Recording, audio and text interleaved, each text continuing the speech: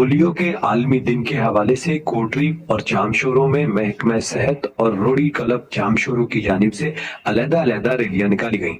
اس حوالے سے ہمیں رپورٹ کر رہے ہیں شاہد کاظمی۔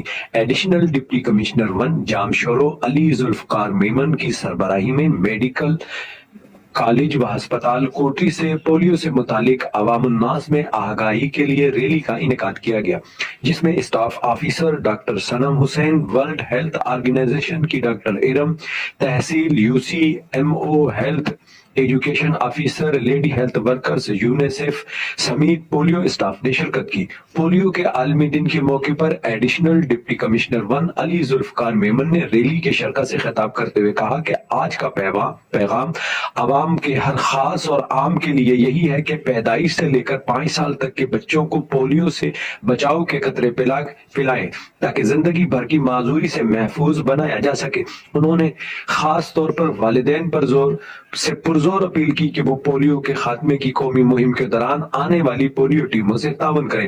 علاوہ ازیں دوسری جانب روڑی کلب جامشورو کی جانب سے لیاقت میڈیکل یونیورسٹی کے مین گیٹ سے جامشورو پھاٹک تک ریلی نکالی گئی۔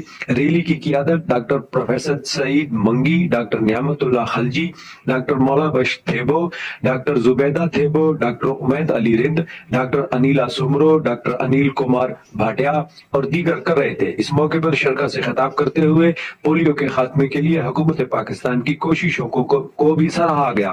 عوام سے اپیل کی گئی کہ پولیو کے خاتمے کی اس قومی مہم میں اپنا بھرپور کردار ادا کریں تاکہ آنے والی نسلوں کو پولیو سے محفوظ بنایا جا سکے۔ اس موقع پر پولیو سے بچاؤ کے حوالے سے مواد بھی تقسیم کیا گیا۔